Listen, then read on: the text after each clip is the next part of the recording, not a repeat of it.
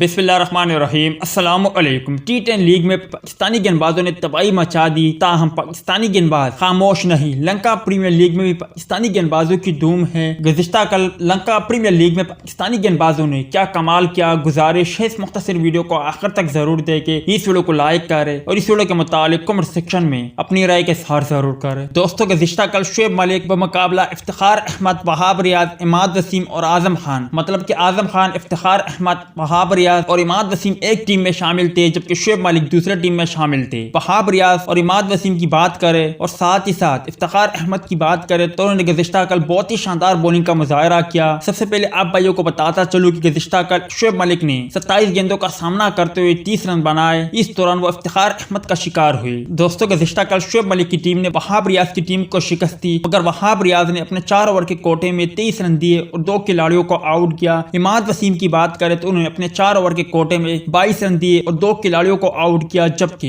इफ्तिखार अहमद की बात करें तो इफ्तिखार अहमद ने सिर्फ 1 ओवर कराया, उन्होंने 8 रन दिए और उन्हें 2 खिलाड़ियों को आउट किया। यूं मजमूई तौर पर पाकिस्तानी गेंदबाजों ने गुज़िश्ता कल 9 ओवर के कोटे में तकरीबन 6 खिलाड़ियों को आउट किया और इस दौरान अपने 9 ओवर के कोटे में 53 रन दिए। आप भाई क्या कहते हो? इस हवाले से कमेंट सेक्शन आपके कमेंट्स का मुंतज़िर रहेगा।